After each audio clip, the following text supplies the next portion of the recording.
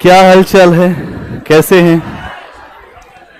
थोड़ा ऑनलाइन वाले भी आ जाए समय से। ऑनलाइन वालों की बड़ी शिकायत रहती है, सर हमें ध्यान नहीं देते।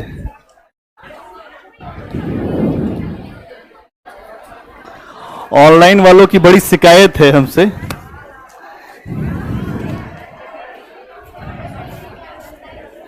कल बताया था, लिखाया भी था, नहीं लिख पाए थे।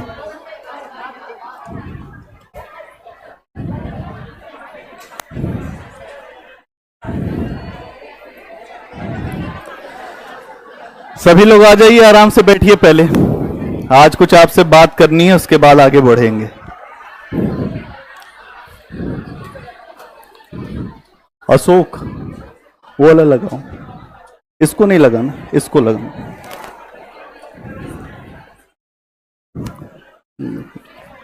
ये यहां ये लगाओ।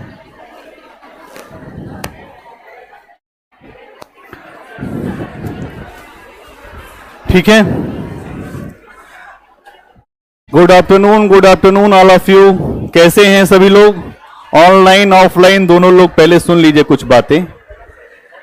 कुछ लोग बड़े अधीर हो रहे थे, कल बड़े मैसेज आए मेरे पास ऑनलाइन वाले बच्चों के कि सर जो हम पढ़ रहे हैं क्या इससे सब प्रश्न हो जाएगा?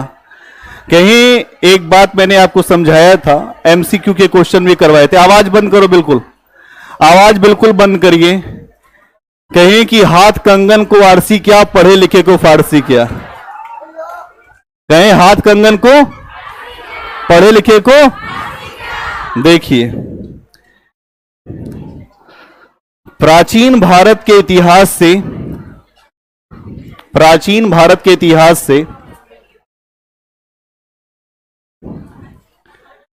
से कितने क्वेश्चन आते हैं? ऑनलाइन वाले भी देख से आराम से सुन लीजिए। जो प्राचीन भारत के इतिहास में अगर आप देखें तो कितने क्वेश्चन आते हैं? 4 से 5 या बहुत ज्यादा अगर हम बात कर ले तो 5 से 6। ध्यान से सुन लो पहले। कुछ लोग बहुत भावुक हो रहे हैं, सर एक भी क्वेश्चन नहीं बन रहा है, उस पर मैसेज करते एक भी क्वेश्चन नहीं बन रहा है। आपके सामने उस दिन एमसीक्यू करवाया था, क्या क्वेश्चन बन रहे थे कि नहीं बन रहे थे? देखिए, हवाई बात अध्यापक के सामने नहीं चलती। आप अपने मन में हवाई बात कर सकते हैं, हमारे साथ नहीं चलेगा। हम जितना पढ़ाते हैं हमें पता होता है कि हमको क्या बताना है। और हमने यह भी कहा था कि आपको मौर्य साम्राज्य तक आते आते हम थोड़ा फैक्चुअल इंफॉर्मेशन को ज्यादा बताएंगे। इतिहास पढ़ने का तरीका जो है बिहार में या उत्तर प्रदेश में, वो लुसेंट को पढ़ने का तरीका है या घटना चक्र पढ़ने का तरीका? बोलो हां कि नहीं। लेकिन इतिहास पढ़ने का यह तरीका बहुत अच्छा नहीं है।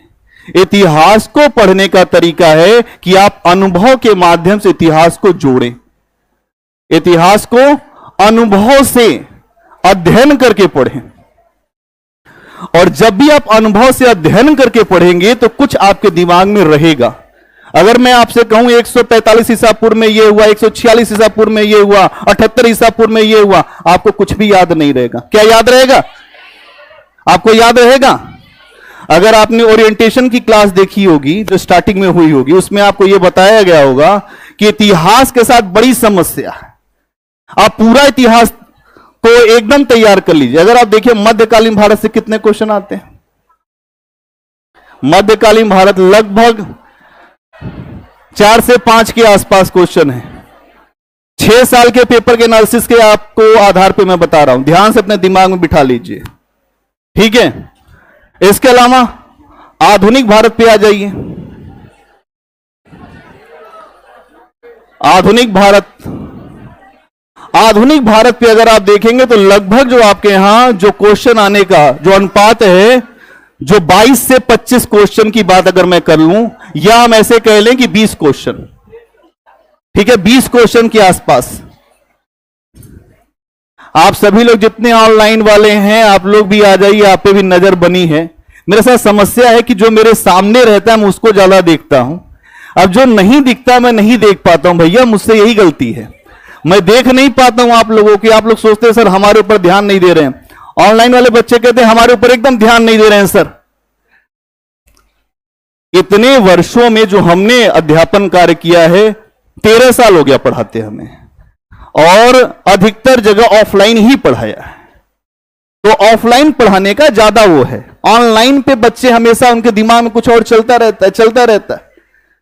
मैं आपको एक बात यहां पर स्पष्ट कर दूं कि आधुनिक भारत से कितने क्वेश्चन आ रहे हैं? ठीक है, अब आ जाइए जो बिहार स्पेशल, जो बिहार विशेष, 5 से 6 क्वेश्चन, अधिकतर 7 क्वेश्चन उठा के एनालिसिस करो पेपर का। बिना पढ़े लिखे चल देते हैं आप लोग। अध्ययन आप जब तक अपने सिलेबस का नहीं करेंगे आपको नहीं पता है। मैं आपको केवल इतनी बात समझाना चाहता हूं कि आप इस बात को समझिए कि हम कैसे आगे बढ़ेंगे, हमारे आगे बढ़ने का तरीका क्या होगा। और अगर हम अपने आगे बढ़ने का तरीका अच्छा कर ले तो हमारे सामने कोई समस्या नहीं होगी। 4 से 5 क्वेश्चन आए और जो हमने तरीका बताया है उस तरीके से आपने 3 क्वेश्चन कर दिया, 1 क्वेश्चन नहीं हुआ आपसे, तब भी कोई समस्या नहीं है। आप पूरा इतिहास जो एंशिएंट का उसको याद करने बैठ जाए कि हम पूरा रट्टा लगा देंगे, वो अच्छा तरीका है क्या? अरे और विषय पर भी तो ध्यान देना है आपको कि नहीं देना है? इतिहास आप अधिक से अधिक, अगर इतने क्वेश्चन मान लीजिए आते हैं 40 क्वेश्चन, आप बहुत ज्यादा करेंगे तो 25 से ऊपर नहीं कर पाएंगे। चाहे जितना इतिहास में आप उल्टा होकर लटक जाइए बैताल की तरफ से, कुछ नहीं होने वाला। हम भी इतिहास पढ़ा रहे हैं, हमें भी पता है। उल्टा होकर लटक भी जाएंगे तब भी आप कहेंगे नहीं हम पूरा कर देंगे। सर कहां से कर पाएंगे? हमने रिसर्च किया, हमसे तो हो ही नहीं रहा। आपसे कहां से हो जाएगा? आप अपनी स्ट्रेटजी को बनाइए, और जब तक रणनीति आप नहीं बनाएंगे तब तक आपको समस्या ही हाथ लगेगी। यहां पे जो लोग भी हैं, जो ऑनलाइन में देख रहे हैं, ऑफलाइन में देख रहे हैं, उनके सामने मैं केवल एक बात कहना चाहता हूं, 4 से जो 5 क्वेश्चन आने हैं उस पर आपको अपनी रणनीति बनानी है, उस पर आगे बढ़ना है। और अगर आप इस पर आगे बढ़ गए तो मैं आपको विश्वास दिलाता हूं कि अगर यहां से क्वेश्चन आएंगे तो आप सही करोगे, ये मेरा दावा है। आप सही करोगे। इतिहास में अगर आपसे यह कहा जाए कि एकदम मेरी गारंटी है कि आपसे एक भी क्वेश्चन आपसे छूटेगा नहीं, तो यह बहुत बड़ी बात है, अतिशयोक्ति अलंकार है। इस बार आईएएस के पेपर में इतिहास का क्वेश्चन आया, जो बड़े बड़े विद्वान फेल कर गए, बड़े बड़े महारथी फेल कर गए। जब पेपर आया तो लोग कह रहे हैं कि अब 2-3 लोग जब एक साथ बैठेंगे तभी पेपर बनेगा। तो हम वो हवाई बातें नहीं करते, हमेशा आपकी बात होनी चाहिए जो प्रमाण पर। मेरी अपनी स्ट्रेटजी ये है कि एक पूरी स्टोरी की फॉर्मेट आपके दिमाग में जाए, इससे आपकी एक अच्छी समझ बने। केवल आप अपने जो कंपटीशन के लिए ना पढ़ें, एक अच्छे इंसानियत के लिए भी पढ़ें, अच्छे इंसान बनने के लिए भी पढ़ें। मेरा पढ़ाने का तरीका यह है। और जो कुछ लोग मैंने आते ही बताया था कि इतिहास को पढ़ने का तरीका जो मक्खी पे मक्खी नहीं बिठाना, मैथमेटिक्स नहीं है, हिस्ट्री पढ़ने का तरीका ये बहुत खराब है कि जब आप ये कहते नहीं इस समय ये हुआ सर, अगला वाला क्या होगा, इसको लिख दवा दीजिए। अरे भाई, सीक्वेंसिंग जरूर ठीक है, इतिहास अनुभव से समझा जाता है। इसीलिए मैं आपको बहुत सारे बीच बीच पे अनुभव बताता हूं। भारत में जो सबसे अच्छा ग्रंथ माना जाता है रामचरितमानस। क्या माना जाता, नहीं माना जाता?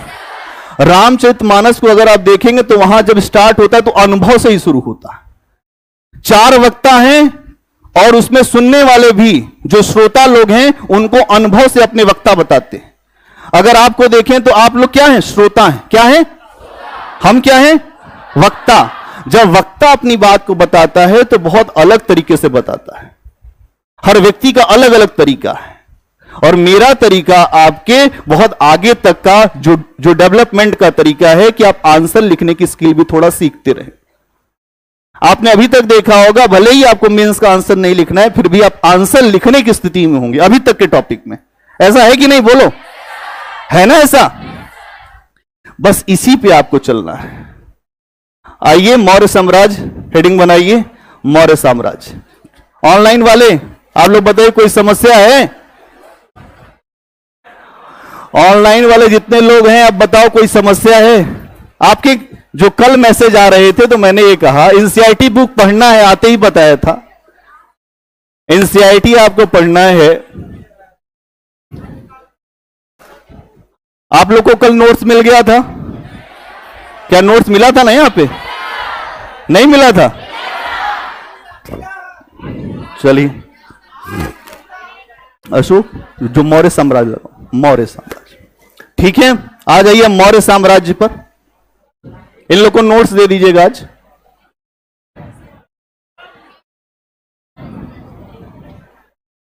मौर्य साम्राज्य,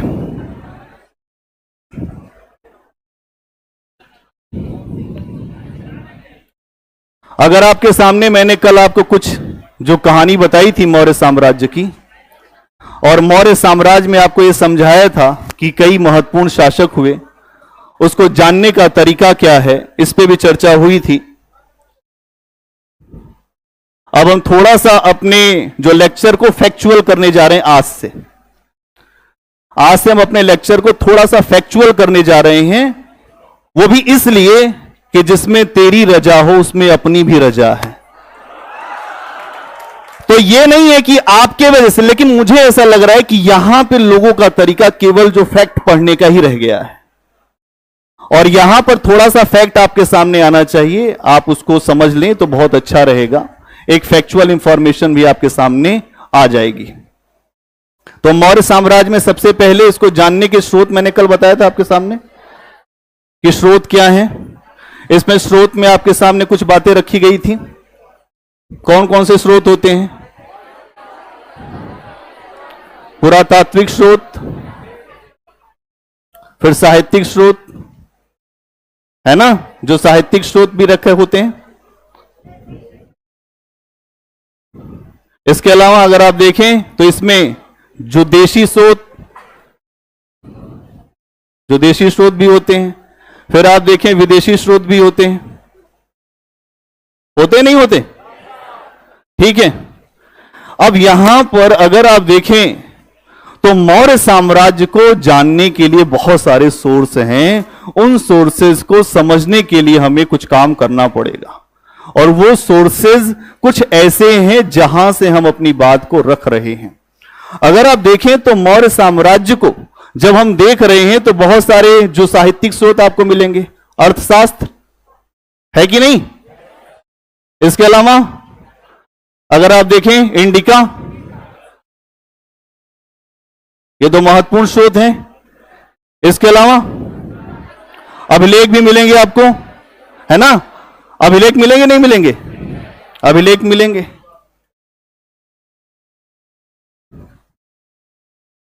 अभिलेखों के अलावा भी आपको बहुत सारी चीजें यहां से मिलेंगी।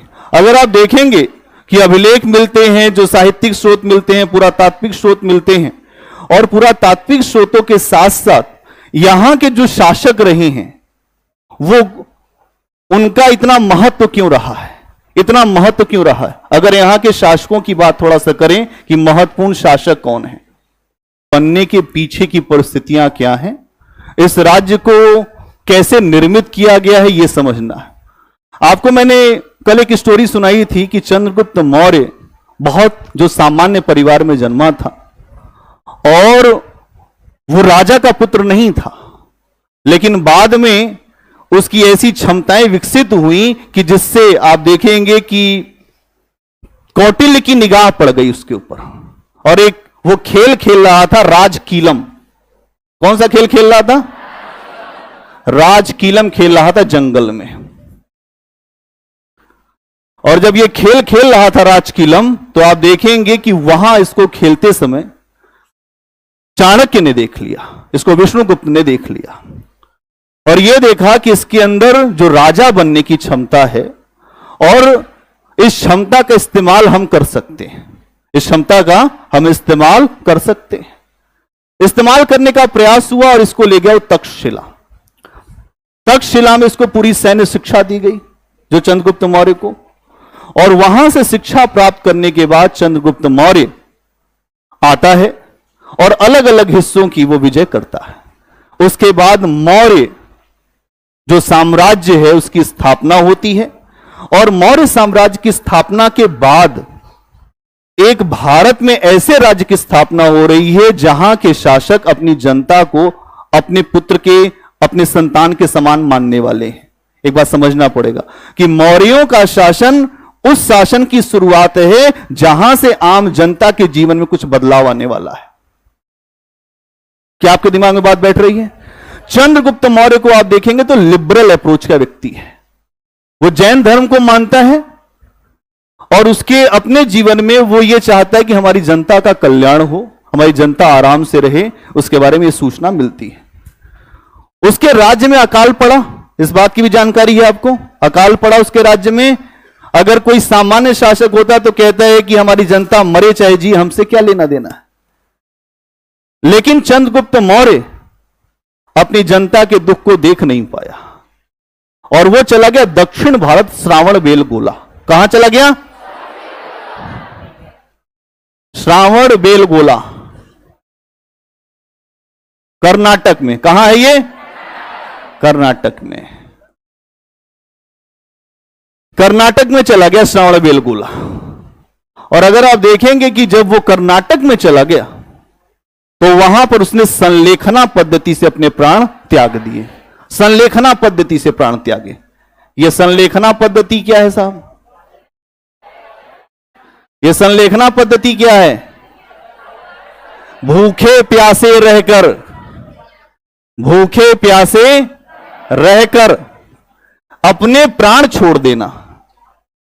तो ये भी कोई राजा ही रहा होगा, है ना? ये तो राजा ही है और अपनी जनता के दुख को देख नहीं पा रहा है। इसलिए इसने इस जगह जाकर जो संलेखना पद्धति से अपने प्राण त्याग दिए। इसके गुरु कौन थे? एक प्रश्न यह है, कौन है? स्थूलभद्र। कौन है? स्थूलभद्र। यहां पे कौन है? भद्रबाहु है ना? भद्रबाहु, स्थूलभद्र नहीं, भद्रबाहु। इनके गुरु कौन है? भद्रबाहु। कौन है? भद्रबाहु के साथ ये गए और यहां पर भद्रबाहु के साथ जब गए हैं तो इनके द्वारा इनको पूरी शिक्षा दी जाती है और यहां पर इस बात को समझने की जरूरत है। ठीक है, इतनी बात समझ में आ गई। अब आप देखेंगे कि इसने अपने समय में ही अपने पुत्र बिंदुसार को अपनी गद्दी सौंप दिया था। यह ऐसा शासक था जिसने अपने पुत्र को अपने से गद्दी देने का काम किया था। क्या क्लियर है इतनी बात सबको? इतनी बात सबको क्लियर है? एक बार बोलो। चलिए, इसने अपने समय में जो बिंदुसार को जो राजगद्दी दे दिया, ठीक है, उसको लगा दीजिए थोड़ा हमारा वाला जो जिसमें कॉन्सेप्ट है। तो बिंदुसार को राजगद्दी दे दिया और जब आप बिंदुसार को राजगद्दी दे देंगे तो आप देखते हैं कि यहीं से जो बिंदुसार है उसने अपने आप को आगे करने का प्रयास भी किया। बहुत सारी चीजें इसके द्वारा हुई। अगर आप बिंदुसार को देखेंगे तो इसके लिए एक नाम आता है अमित्र घात। क्या नाम है? अमित्र घात। अमित्र घात नाम है इसके लिए। और अगर आप देखेंगे तो बिंदुसार का समय है 297 बीसी से 273 बीसी का। कितना समय है? 297 से 273 बीसी। 297 से 273 बीसी का समय है। और इसके समय में अगर आप देखेंगे तो तक्षशिला में 2 विद्रोह हुए। अगर आप देखते हैं इसके समय में तक्षशिला में कितने विद्रोह हुए? 2 विद्रोह हुए। और इन 2 विद्रोहों को दबाने के लिए उसने एक बार अपने पुत्र को भेजा जिसका नाम था सुशीम और एक बार अपने पुत्र को भेजा अशोक। अब एक बात समझना पड़ेगा कि बिंदुसार अशोक को उतना पसंद नहीं करता था, नहीं पसंद करता था। अशोक ने इस विद्रोह को जब वो गया जो तक्षशिला में तो उसने विद्रोह को भी दबा दिया। और एक बात समझना पड़ेगा कि यहां की जनता ने अशोक के सामने कुछ उद्बोधन किया था। यहां की जनता ने अशोक के सामने कुछ बातें रखी थी। वो क्या बात रखी थी यह समझने की जरूरत है। इस जगह की जनता कहती है कि हम अपने शासक के खिलाफ नहीं हैं, हमारा अमात्य हमारा शोषण करता है। हम अपने शासक के खिलाफ नहीं, मतलब हम यहां बिंदुसार के खिलाफ नहीं हैं, जो मंत्री हैं उनके खिलाफ। मतलब अगर आप इस बात को समझे, मंत्री के खिलाफ असंतोष है, मंत्री के खिलाफ असंतोष है ना? मंत्री के खिलाफ असंतोष है। तो यहां से एक बात समझ में आनी चाहिए कि नौकरशाही पर आगे चल के अशोक बड़ा नियंत्रण करेगा। अधिकारी तंत्र उस समय तक बेहतर है जब तक वो आपके नियंत्रण में है। आप नौकरशाही में भले जाना चाहते हैं, लेकिन आप अनियंत्रित हो जाएंगे तो देश की व्यवस्था चौपट हो जाएगी। यहां सबसे पहले अशोक को व्यवहारिक ज्ञान हुआ कि अपनी नौकरशाही पर नियंत्रण रखने की जरूरत है। हमारे जो मंत्री हैं वो हमारे नाम पे शोषण कर रहे हैं। अगर आप देखेंगे तो बिंदुसार के समय में ही जो विदेशी संबंध, जो आपने चंद्रगुप्त मौर्य के समय में देखा था, और इस समय बिंदुसार के समय में भी बहुत अच्छे विदेशी संबंध रहे। इस समय जो मिस्र का शासक, अगर आप देखें, मिस्र का शासक टालमी जो फिलाडेल्फस, कौन है? टालमी जो फिलाडेल्फस, टालमी फिलाडेल्फस का इस समय आपको दिखाई देगा एक दूत आया। कौन आया? टालमी फिलाडेल्फस का दूत आया। यहां आप देखते हैं कि जो टालमी फिलाडेल्फस है उसका दूत आता कौन है? डाइमेकस। कौन है? डाइमेकस। इसके अलावा और भी आपको यहां पे संबंध दिखाई देते हैं कि जो ऐसे शासक हैं जैसे एंटियोकस जो सीरिया का शासक है, उसका भी यहां पर दूत आता है। सीरिया का शासक एंटियोकस, एंटियोकस, एंटियोकस का भी दूत यहां पे आता है। उसका नाम है डायनोसियस। क्या नाम है? डायनोसियस। डायनोसियस, डायनोसियस यहां आपको दिखाई देगा, जो डायनोसियस भी दिखाई देगा। डायनोसियस, आपको डायनोसियस दिखाई देगा जो यहां पर आए हैं, जो सीरिया का राजदूत है।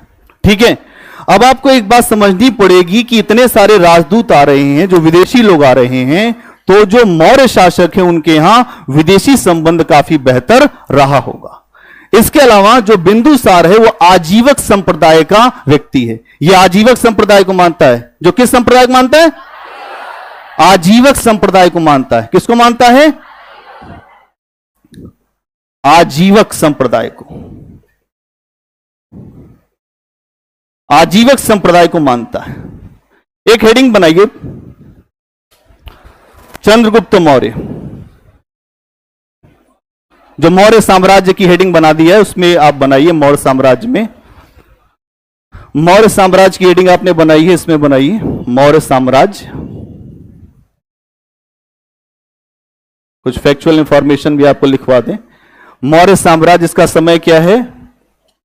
322 ईसा पूर्व से अगर आप देखें तो 298 का समय किसका है? चंद्रगुप्त मौर्य का। किसका है? चंद्रगुप्त मौर्य का। और जो पूरे मौर्य साम्राज्य का हमने आपको समय लिखवा दिया था, है ना, 185 ईसा पूर्व तक। ठीक है, इसमें पहला पॉइंट बनाइए, जो नंद वंश नहीं लिखाया। अरे भाई, नंद वंश में ऐसा कुछ नहीं था। महापद नंद था, उसके बाद उसका जो था धनानंद। इतना ज्यादा मत आ जाओ, इसी पे आओ। इस पे पहला पॉइंट बनाओ।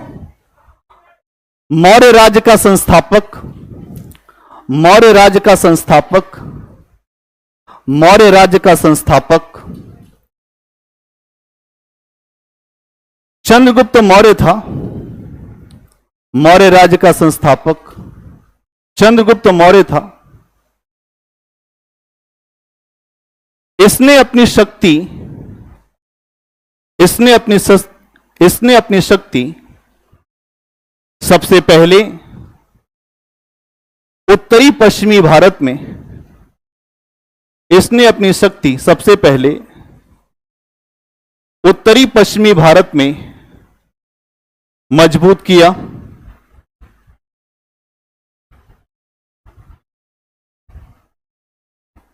चंद्रगुप्त मौर्य को, अगला पॉइंट, चंद्रगुप्त मौर्य को सैंडोकोटस, चंद्रगुप्त मौर्य को सैंडोकोटस भी कहा गया है। चंद्रगुप्त मौर्य को सैंडोकोटस भी कहा गया है। वही ब्रैकेट में लिख दीजिए, जो यूनानियों के द्वारा, किसके द्वारा? यूनानी। चंद्रगुप्त मौर्य को सेंडोकोटस भी कहा गया है, सेंडोकोटस भी कहा गया है। अगला पॉइंट, यह एक चंद्रगुप्त मौर्य को सेंडोकोटस भी कहा गया है। अगला पॉइंट, यह एक उदारवादी शासक था, यह एक उदारवादी शासक था। इसकी राजनीतिक एवं प्रशासनिक नीतियां, इसकी राजनीतिक एवं प्रशासनिक नीतियां आम जनता के कल्याण से संबंधित रहती थी, आम जनता के कल्याण से संबंधित रहती थी।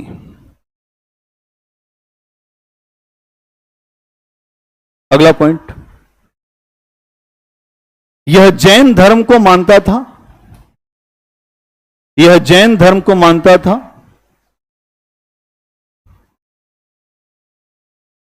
और इसी के समय में यह जैन धर्म को मानता था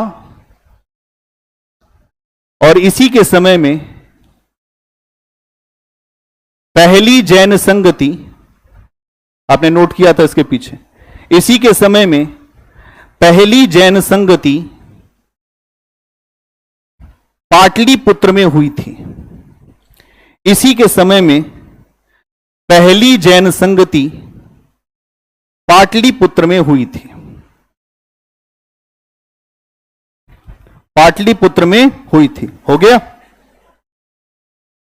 अगला पॉइंट, अपने शासन के अंतिम समय में, अपने शासन के अंतिम समय में, अपने शासन के अंतिम समय में जब इसके राज्य में अकाल पड़ा, अपने शासन के अंतिम समय में, अपने शासन के अंतिम समय में जब इसके राज्य में अकाल पड़ा तो इसने अपने पुत्र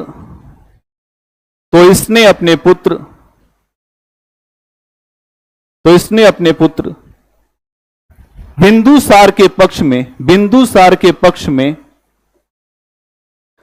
राजगद्दी त्याग दिया।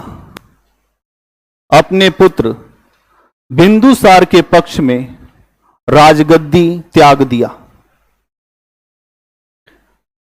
अपने पुत्र बिंदुसार के पक्ष में राजगद्दी त्याग दिया। अगला पॉइंट, इसके पश्चात, अगला पॉइंट, इसके पश्चात अपने गुरु, ऑनलाइन वाले लिख रहे हो कि नहीं? फिर छूट जाएंगे तो फिर रोने लगेंगे आप लोग।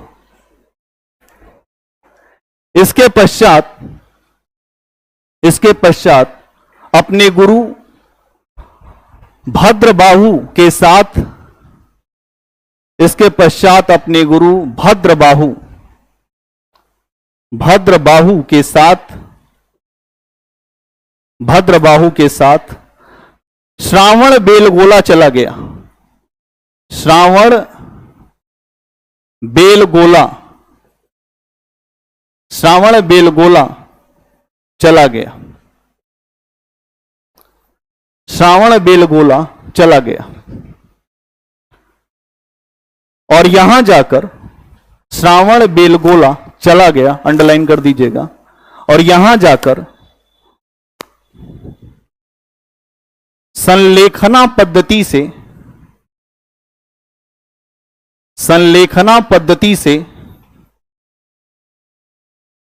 अपने प्राण त्याग दिए। यह मैसूर राज्य उस समय था, अभी कर्नाटक में है। संलेखना पद्धति से अपने प्राण त्याग दिए। यह जैनियों की पद्धति थी संलेखना, है ना? अपने प्राण त्याग दिए। अगला पॉइंट, श्रावण बेलगोला। अगला पॉइंट, श्रावण बेलगोला जैनियों का, श्रावण बेलगोला जैनियों का, श्रावण बेलगोला जैनियों का एक महत्वपूर्ण तीर्थ है। श्रावण बेलगोला जैनियों का एक महत्वपूर्ण तीर्थ है, जहां बाहुबली, एक मूवी आई थी ना बाहुबली, जहां बाहुबली की विशाल काय मूर्ति है, जहां बाहुबली की विशाल काय मूर्ति है, जहां बाहुबली की विशाल काय मूर्ति है। एक नाम और मिलता है इनका, जो गोमतेश्वर है ना, गोमतेश्वर मिलता है, गोमतेश्वर।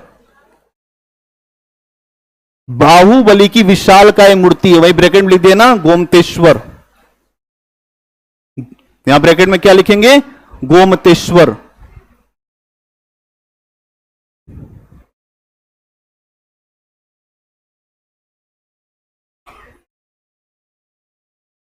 ठीक है, ऑनलाइन वालों का हो गया कि नहीं हुआ, अभी डाउट में चल रहे हैं। बड़ी समस्या है, हमेशा जिसके मन में एक बार संशय आ गया तो संशय नाम विनश्यति। बड़ी समस्या है कि जब संशय आता है तो बड़ी समस्याएं लेकर आता है। हमें जो सीखना है वो भी नहीं सीख पाते, और जो सीख रहे हैं उसमें भी हमारा साथ छूट जाता है। अगला पॉइंट बनाइए इसमें, जो बिंदुसार, अगली हेडिंग बनाई बिंदुसार, है ना।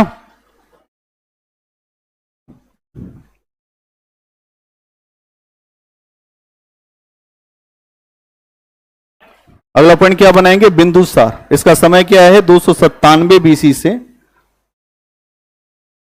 297 बीसी से अगर आप देखें तो 273 बीसी का समय बिंदुसार का है। 297 से 273 बीसी का समय बिंदुसार का है।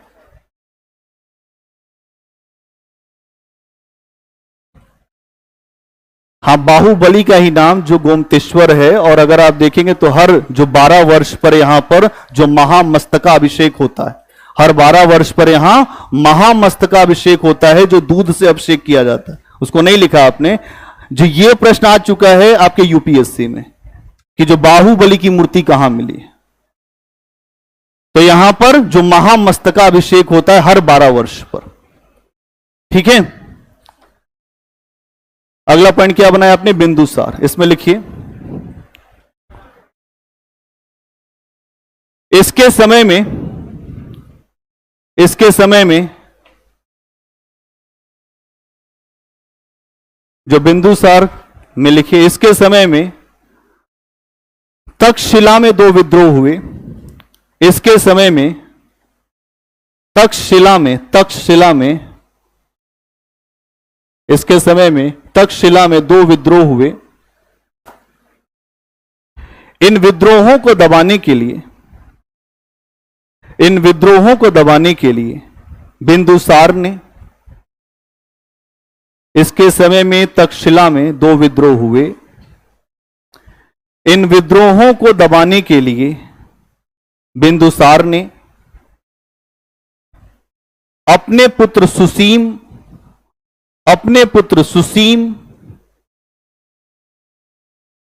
और अशोक को भेजा,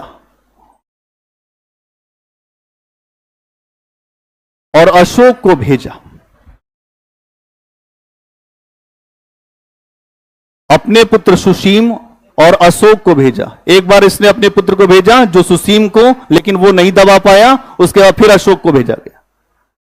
अपने पुत्र जो सुसीम और अशोक को भेजा। अगला पॉइंट बनाइए, अशोक ने इस विद्रोह को दबा दिया। अगला पॉइंट, अशोक ने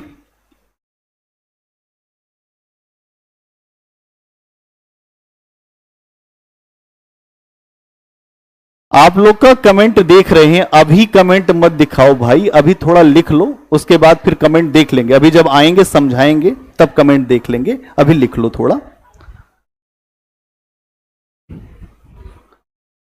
क्या लिखा आपने? अशोक ने इस विद्रोह को दबा दिया। अगला पॉइंट, और यहां की जनता ने, अगला पॉइंट, यहां की जनता ने मतलब जो तक्षशिला की जनता, यहां की जनता ने अशोक के सामने अपनी समस्या रखी। यहां की जनता ने, यहां की जनता ने अशोक के सामने अपनी समस्या रखी और बताया कि हम शासक के खिलाफ नहीं हैं, और बताया कि हम शासक के खिलाफ नहीं हैं, अपितु अमात्य हमारा शोषण करते हैं। अपितु अमात्य हमारा शोषण करते हैं। अमात्य हमारा शोषण करते हैं। अमात्य मतलब मंत्री, इसका मतलब अधिकारी वहां शोषण करते रहे होंगे, इसलिए विद्रोह हुआ। अमात्य हमारा शोषण करते हैं। अगला पॉइंट,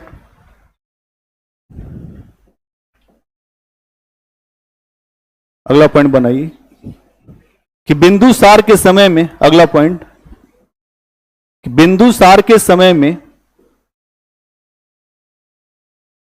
बताइए आपका डाउट क्या है, बताइए।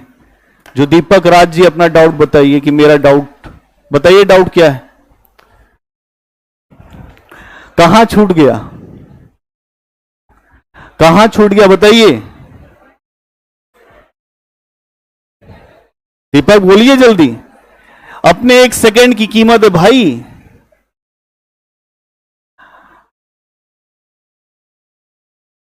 अच्छा चलिए ठीक है, एक बार रिपीट कर दीजिए। हमने यही कहा कि हम, जो यहां की जनता कहती है कि हम शासक के खिलाफ नहीं हैं, अमात्य के खिलाफ है। हम शासक के खिलाफ नहीं है, अमात्य के खिलाफ है। अगला पॉइंट बनाइए कि बिंदुसार के समय में, अगला पॉइंट, बिंदुसार के समय में, अगला पॉइंट, कि बिंदुसार के समय में विदेशी संबंध, बिंदुसार के समय में विदेशी संबंध काफी अच्छे थे। बिंदुसार के समय में विदेशी संबंध काफी अच्छे थे। इसने, कैसे लिख दिया, इसके दरबार में, इसने की जगह ऐसे लिख दी, इसके दरबार में, इसके दरबार में मिस्र के शासक, इसके दरबार में मिस्र के शासक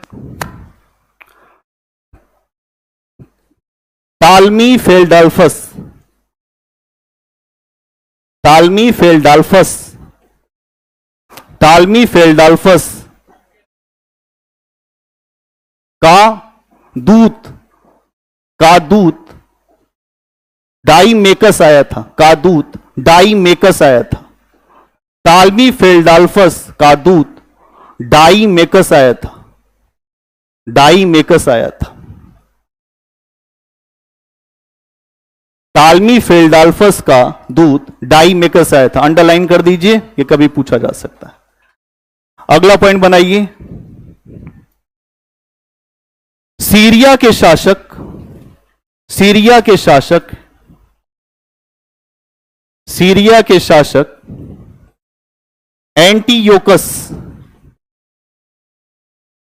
सीरिया के शासक एंटीयोकस, सीरिया के शासक एंटीयोकस का दूत डायनोसियस, डायनोसियस, सीरिया के शासक एंटीयोकस का दूत डायनोसियस, डायनोसियस इसके दरबार में आया था। डायनोसियस इसके दरबार में आया था। तो एक क्वेश्चन ये हो गया, एक क्वेश्चन ये हो गया। डायनोसियस इसके दरबार में आया था। हो गया। अगला पॉइंट, अगला पॉइंट कि बिंदुसार, अगला पॉइंट, बिंदुसार आजीवक संप्रदाय का अनुयायी था। बिंदुसार आजीवक संप्रदाय का अनुयायी था। आजीवक संप्रदाय का अनुयायी था। आजीवक, आजीवक संप्रदाय के लिए बाद में बहुत सारी जो गुफाओं का भी निर्माण अशोक ने करवाया था, है ना। आजीवक संप्रदाय का अनुयायी था। तो यह भी प्रश्न आपके सामने आ चुका है। एक बात समझ लीजिए कि आप अपने पढ़ाई पे विश्वास करेंगे तो आपकी पढ़ाई आपका रिजल्ट दे देगी, और अगर आप अपनी पढ़ाई पे विश्वास नहीं करेंगे, इसी में से प्रश्न आएगा, लेकिन आपका बहुत ज्यादा दिमाग चलेगा तो यह भी नहीं कर पाएंगे आप। अत्यधिक होशियार बनना यह बहुत अच्छा नहीं है। बहुत ज्यादा होशियार बन गए तो वो भी ठीक नहीं। इतना होशियार बनिए कि मध्यम मार्ग पे रहिए। अति सर्वत्र वर्जते, अति की हमेशा जो वर्जना की गई है अति मत करिए। आ जाइए अशोक पे। अशोक देखिए अति करता है, उसके बाद वो उतर जाता है नीचे। अशोक,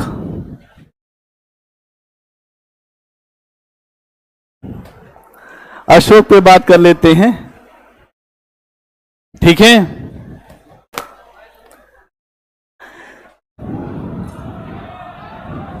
क्या हुआ भाई, आवाज कहां से आने लग गई? क्या हुआ? अशोक पे स्टोरी। अच्छा स्टोरी, यहां लोग स्टोरी नहीं सुनना चाहते हैं। अभी कल मैसेज आया स्टोरी सर बहुत स्टोरी सुनाते हैं।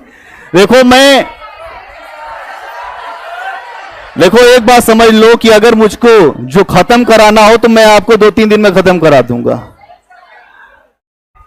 मैं यहां के जो बच्चे हैं मैं उनके कमेंट ऑनलाइन पे देखता हूं। आप लोगों का तो मुझे है पता, ऑफलाइन में आप लोग मेरे सामने रहते मुझे आइडिया लग जाता है। स्टोरी तो सुना दूंगा, अभी चिंता मत करो। पहले अशोक पे थोड़ी बात।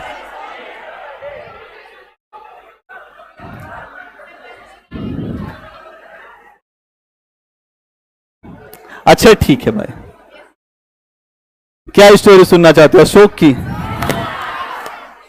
अशोक की कहानी।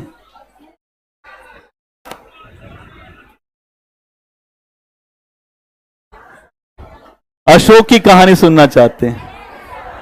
अशोक का नाम अगर आप देखेंगे तो बड़ा खतरनाक है। इसके बारे में बहुत सारी बातें हैं। कुछ लोग कहते हैं इसका नाम चंडाशोक है, कुछ लोग इसका नाम कहते हैं कामाशोक है, कुछ लोग कहते हैं अपने 99 भाई की हत्या करके। जो 99 भाई की हत्या करना, ये बौद्ध धर्म कहते हैं कि अपने 99 भाई की हत्या किया, लेकिन हम नहीं मानते कि उसने 99 भाई की हत्या किया होगा। अपने धर्म को बहुत आगे करने के लिए ऐसा होता है।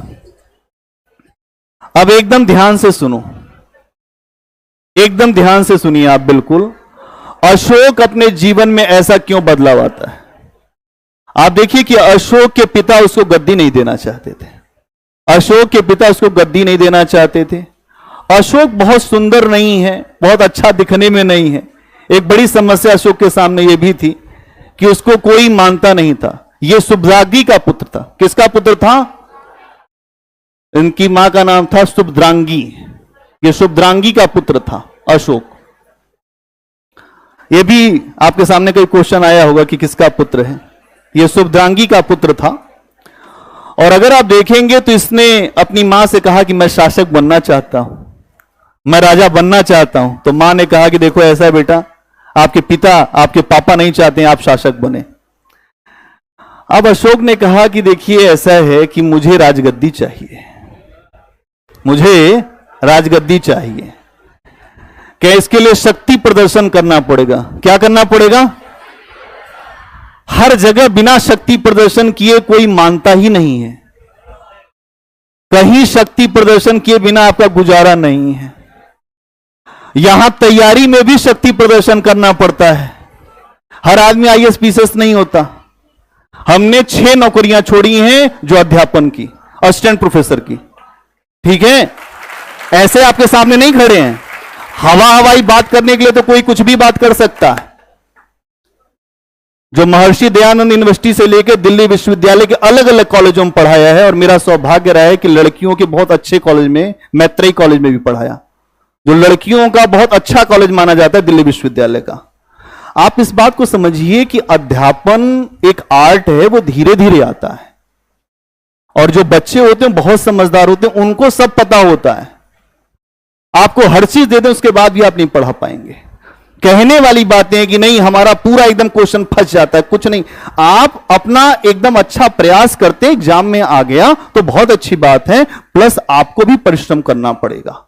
दोनों हाथ से ताली बजती है, एक हाथ से नहीं। आप तैयारी नहीं करोगे, आप ये सोचोगे कि हो जाएगा, नहीं होगा। मैं पहले दिन से ही बात कह रहा हूं कि आपको तैयारी करना पड़ेगा, अपने आप को झोंकना पड़ेगा। अब समझिए अशोक ने क्या किया, उसने झोंक दिया अपने आप को। वो तक्षशिला में गया, उसने विद्रोह दबा दिया। फिर आप जानते हैं कि इसके समय में जब इसने विद्रोह दबाया तो राज्य अब इसको चाहिए। इसका जो भाई है सुशीम, उसको भी पता है कि भैया मेरे जो है ना भाई, ये शक्तिशाली है, इसके सामने मैं नहीं टिक पाऊंगा।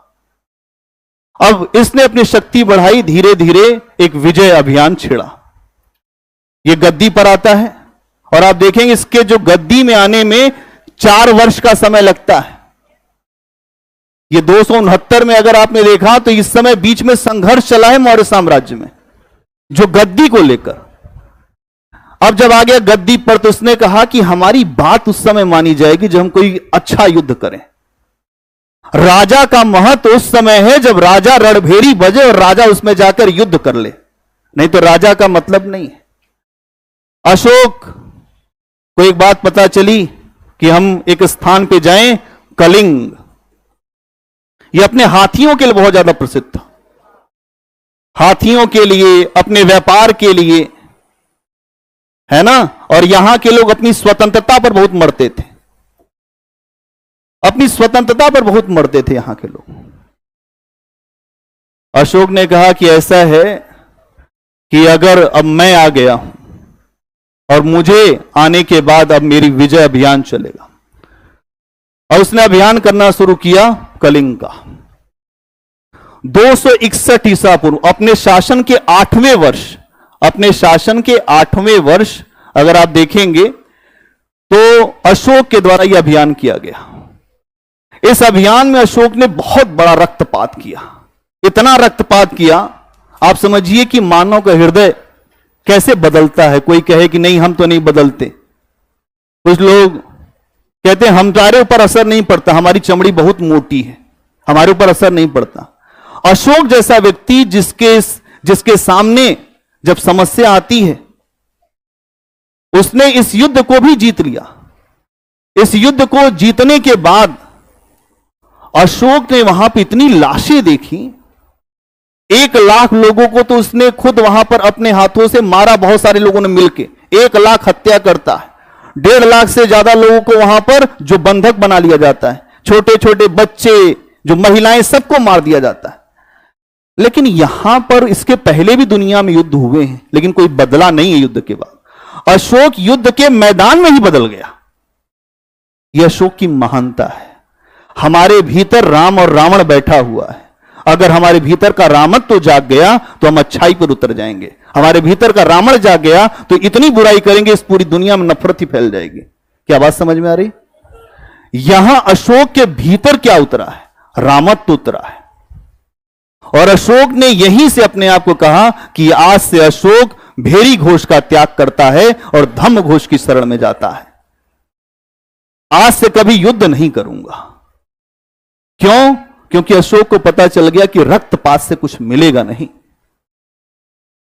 अशोक ने अपने जीवन को ही बदल दिया। इतना खतरनाक, जिसका नाम ही था चंडाशोक, उसका नाम ही था चंडाशोक, हमेशा क्रोध में ही रहता था, इतना लिबरल हो गया। तो धर्म क्या करता है? हमें लिबरल कर देता है। लोग कहते हैं कि धर्म हमको अफीम की तरह से होता है। जो मार्क्स कहता है धर्म अफीम है, लेकिन अगर आप देखें वास्तव में अगर कोई धर्म है तो हमें लिबरल कर देगा। जो महात्मा गांधी की फिलॉसफी देखिए, वो कहते हैं कि हमें ईश्वर अल्लाह तेरो नाम सबको सम्मति दे भगवान। महात्मा गांधी का जो अपने आप में उनकी फिलॉसफी यही है कि हर व्यक्ति को अपने धर्म का पालन करना चाहिए और धर्म हमें जोड़ता है, तोड़ता नहीं है। बाद में महात्मा गांधी की हत्या हो गई इसी बात पर। हिंदुओं को लगा कि हमारी तो बात ही नहीं करते। अरे भाई, आपकी बात तो करेंगे, लेकिन और भी जो लोग हैं देश में उनकी भी तो बात करनी पड़ेगी। ये धर्म वही है जो अशोक जैसे इतने खतरनाक शासक के ऊपर अपना असर डालता है और यहां से अशोक का जीवन बदलता है और अशोक आने के बाद बौद्ध धर्म को स्वीकार करता है। बौद्ध धर्म जो जिसके उपदेशक कौन है? बुद्ध। और जब बुद्ध अपने समय में भी थे तो अच्छे अच्छे लोगों का हृदय बदल दिए थे। अब यहां समझना पड़ेगा कि बौद्ध धर्म में इतनी क्षमता है कि वो एक व्यक्ति का हृदय बदल सकता। अशोक का हृदय बदल दिया और अशोक का हृदय बदल दिया और अशोक उसके बाद इंसान बन गया। वो एक राजा बन के रहता, उसका कोई नाम अमर नहीं रहता। अशोक जैसे बहुत शासक हैं, लेकिन इंसान है, मानव है, और इस मानवता के लिए अशोक ने कुछ किया है, इसलिए उसका नाम अमर है। अशोक के आगे एक शब्द लिखा जाता है महान। अशोक महान, अकबर महान, जो कनिष्क महान, ये शासक है इनके आगे महान अपने आप लिख जाता। और महानता आई है आम जनता के कल्याण से। जो व्यक्ति आम जनता के कल्याण के बारे में नहीं सोचेगा उसकी महानता है ही नहीं। यहां आप इस बात को समझिएगा कि जब अशोक के अंदर परिवर्तन होता है तो बहुत सारे अभिलेखों में उसकी पूरी फिलॉसफी आ जाती है कि वो क्या सोचता है, अपने धर्म के बारे में क्या सोचता है, अशोक का अपना जो व्यक्तिगत धर्म क्या है, और उससे आम जनता के जो कल्याण के लिए जो कौन सी विषय वस्तु है। क्या आपको बात समझ में आया अशोक के बारे में? अशोक का जीवन अपने आप में एक अद्भुत जो प्रयोगशाला है, जहां उसने अपने जीवन को अपने सिद्धांतों, खासतौर से जो बौद्ध सिद्धांत हैं, वो बहुत बढ़िया तरीके से यूज करता है और एक नए धम्म की संकल्पना रखता है। और एक बात कहता है, अपासिनवे दयादानी सचे सोचवे साधवे माधवे च। मतलब बहुत सारे लोगों का कल्याण होना चाहिए, जो बहु कयाने बहुत सारे लोगों का कल्याण करे। यह बात उस समय बोल रहा है अशोक, जहां पर एक भी शासक ऐसा नहीं है जो यह बात बोलना चाह रहा है कि हमको आम जनता का कल्याण करना चाहिए। कहता है कि जैसे एक माता अपने बच्चों के लिए चिंतित रहती है, आप उसकी भावना समझिएगा। वो एक बात बोलता है कि जैसे एक माता अपने बच्चों के लिए चिंतित रहती है, वैसे ही मैं अपनी प्रजा के लिए चिंतित रहता हूं। अगर किसी बच्चे को कोई जो फोड़ा हो जाए तो उसकी मां क्या करती है? उसके दर्द को नहीं देखती है, उसको ले जाती है डॉक्टर के पास, उसके फोड़े का ऑपरेशन करा देती है, चाहे वो जितना चिल्लाए। नहीं करती? करती है ना? तो यहां समझना पड़ेगा कि अशोक वैसी ही मां है जिसने ये कहा, जैसे हमारी संतान, जो मेरी संतान है, जैसे मैं उसके सुख दुख की कामना करता हूं कि उसका जीवन अच्छा हो जाए, उसके जीवन से दुख समाप्त हो जाए, वैसे आम जनता के जीवन से भी दुख समाप्त होना चाहिए। क्या आपको महानता समझ में आ रही है अशोक में कुछ? ये है अशोक। उसका नाम ही काफी। आज दुनिया में जब मानवता की बात होती है, लोक कल्याण की बात होती है, तो अशोक अपना नाम अमर कर गया है। जो सांसारिक युद्धों में अपने आप को रोक के रखता है, ऐसा व्यक्ति अमर नहीं होता। अकबर का नाम इसीलिए अमर है। एक प्रश्न हमेशा आता है मेंस में कि अशोक और अकबर में अद्भुत समानता है। ये दोनों ही अलग अलग कालखंड में हैं, लेकिन इनके विचार लगभग समान दिखाई देते हैं। टिप्पणी करें। अब यहां समझना पड़ेगा कि अकबर और अशोक में अद्भुत समानता है कैसे। दोनों ही ये कहते हैं हमारी जनता का कल्याण महत्वपूर्ण है। दोनों ही एक नए धर्म की बात करते हैं। दोनों के धर्म में ईश्वर की एकता की बात है। क्या आपको समझ में आ रहा है? यह बात आपको समझना पड़ेगा। हेडिंग बनाइए, अशोक। हेडिंग बन गई है, अशोक पे अब लिखिए थोड़ा। ठीक है, इतनी हो गई, कहानी समझ में आ गई। चलिए,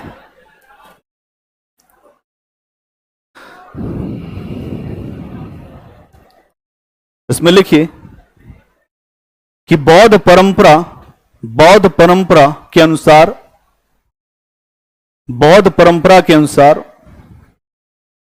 शासक बनने से पूर्व, बौद्ध परंपरा के अनुसार,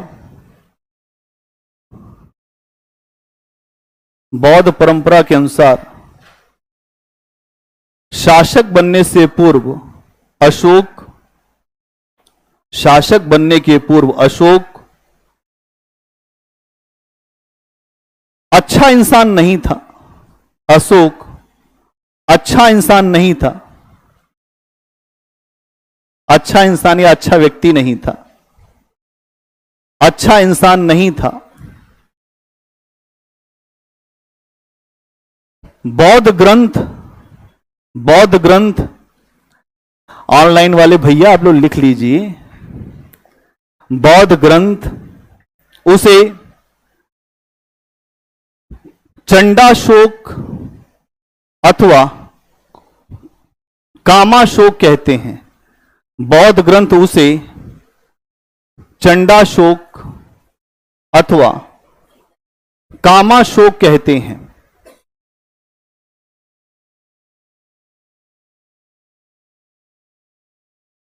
अगला पॉइंट,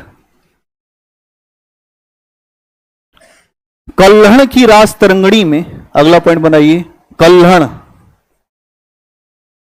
कल्हण की रास तरंगणी में, कल्हण की रास तरंगणी में उसे, कल्हण की रास तरंगणी में उसे शिव का भक्त बताया गया है, उसे शिव का भक्त बताया गया है तथा कश्मीर के श्रीनगर की स्थापना भी, तथा कश्मीर के श्रीनगर की स्थापना भी उसके द्वारा ही करवाई गई है, तथा कश्मीर के श्रीनगर की स्थापना भी उसके द्वारा करवाई गई है, करवाई गई है। अगला पॉइंट बनाइए, कलिंग युद्ध, अगला पॉइंट बनाएंगे कलिंग युद्ध, कलिंग युद्ध।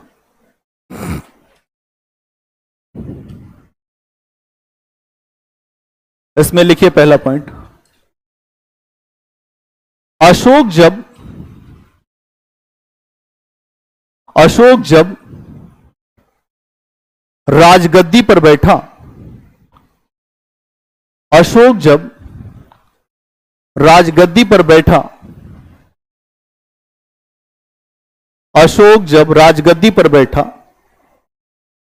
तो 8वें वर्ष, तो 8वें वर्ष 261, 8वें वर्ष 261 बीसी में,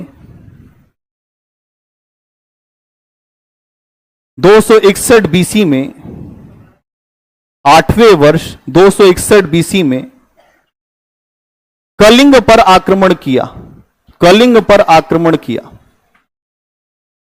कलिंग पर आक्रमण किया। इस आक्रमण की सूचना, अगला पॉइंट, कलिंग पर आक्रमण किया, इस आक्रमण की सूचना खारवेल के, इस आक्रमण की सूचना खारवेल के हाथी गुफा अभिलेख से भी मिलती है। इस आक्रमण की सूचना खारवेल के हाथी गुफा अभिलेख से भी मिलती है, खारवेल के हाथी गुफा अभिलेख से मिलती है।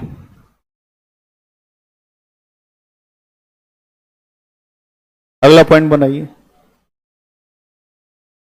इस युद्ध में, अगला पॉइंट, इस युद्ध में अशोक ने बड़े पैमाने पर रक्तपात किया। इस युद्ध में अशोक ने बड़े पैमाने पर रक्तपात किया, जिससे उसका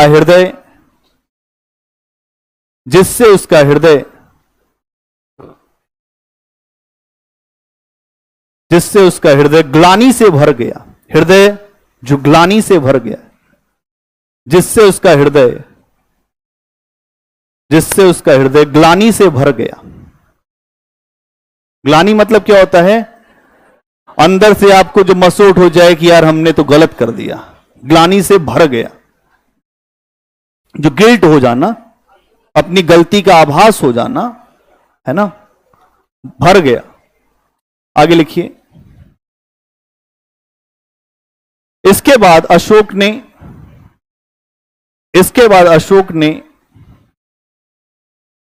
युद्ध की नीति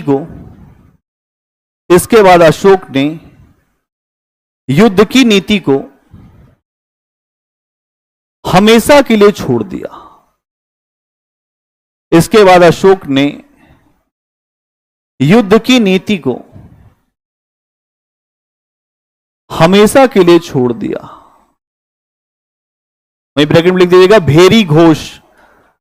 भेरी घोष को छोड़ दिया। भेरी घोष को छोड़ दिया। युद्ध की नीति को हमेशा के लिए छोड़ दिया और धम्म घोष की शरण में गया।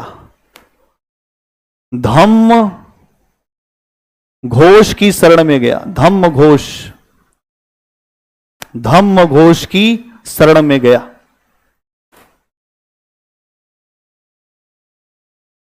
अशोक ने यही बोला होगा कि बुद्धम शरणम गच्छामि, धम्मम शरणम गच्छामि, अब मुझको कोई रास्ता दिखाओ।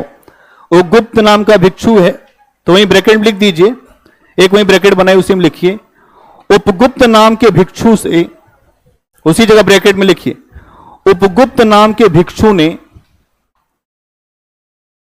अशोक को बौद्ध धर्म की तरफ मोड़ा था। उपगुप्त नाम के भिक्षु ने अशोक को बौद्ध धर्म की तरफ मोड़ा था। अशोक को बौद्ध धर्म की तरफ मोड़ा था। ठीक है, अगला पॉइंट बनाइए।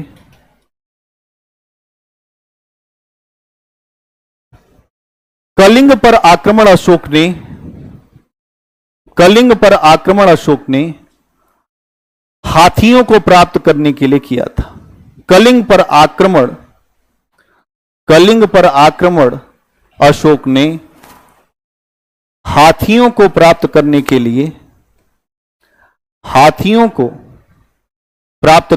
लिए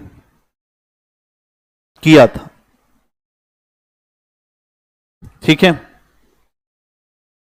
हाथियों को प्राप्त करने के लिए किया था। हाथी मतलब, हाथी मेरा साथी उस समय जो मगध साम्राज्य था, हाथियों के लिए बड़ा प्रसिद्ध था। आप देखेंगे कि सेल्यूकस निकेटर ने भी चंद्रगुप्त मौर्य से जो 500 हाथी मांगा था, है ना, ये कहा था हाथी दे दीजिए। अपनी लड़की की शादी किया था, कहा हाथी दे दीजिए। अब लोग कुछ देते हैं। उसने भी दिया था 4 प्रांत, अराकोशिया दिया था, है ना, बहुत सारे प्रांत दिया था, जो कांधार दिया था, उसने 4 प्रांत दिया था, है ना। तो यहां आपको देखना पड़ेगा कि इतने प्रांत देने के बाद उसने हाथी मांगा था। ठीक है, तो यहां समझना है कि अशोक के द्वारा भी एक मामला यहां पर अशोक के समय में आप देख रहे हैं कि उसने हाथियों को प्राप्त करने के लिए हमला किया था और अधिकार की बात यहां पर थी। अगला पॉइंट बनाइए। अशोक का धम क्या है? अशोक का धम, अशोक का धम, हेडिंग बनाइए, अशोक का धम।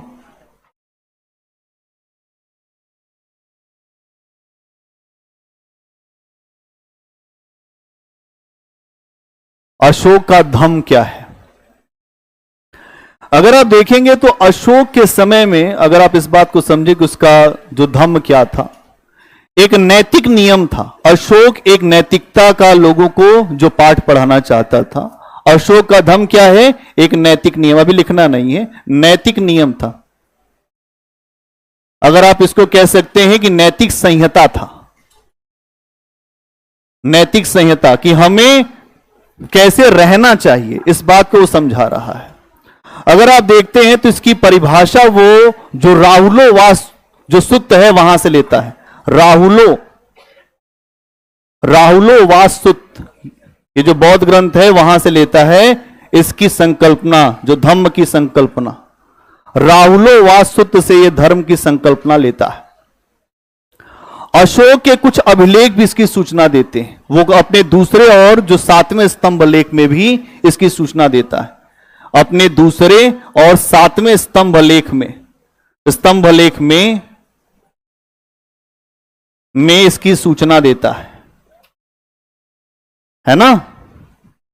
ये जो अशोक का जो है धम्म, अगर आप देखें तो राहुलोवास सूत्र में और उसके जो दूसरे और 7वें स्तंभ में भी इसकी सूचना मिलती है। इसमें कुछ बातें वो समझाता है। एक तो कहता है कि हमें सत्यवादी होना चाहिए। क्या कहता है? सत्यवादी। वो कहता है कि हमें जो सत्यवादिता पे रहना चाहिए। अपने जीवन में असत्य से अगर हम कुछ अच्छा भी प्राप्त कर लें तो बहुत दिन तक नहीं चलता है। दूसरी बात कहता है पवित्रता। कहता है अपने जीवन में हमको पवित्रता लानी चाहिए। इसके अलावा यह कहता है कि साधुता, कि हमें ऐसा बर्ताव करना चाहिए कि जो दूसरे का हृदय भी अच्छा हो। इसके अलावा यह कहता है कि दान, दया और कल्याण, दान, दया और कल्याण। इसके अलावा कहता है मृदुता, है ना। हमको जो मृदुल रहना चाहिए, लोगों के साथ अच्छा व्यवहार करना चाहिए। ये इसके अगर आप कहें जो अशोक का जो धम्म है उसका मूल यही है। अशोक कह रहा है कि हमें अपने माता पिता की आज्ञा का पालन करना चाहिए, अपने गुरुओं का सम्मान करना चाहिए।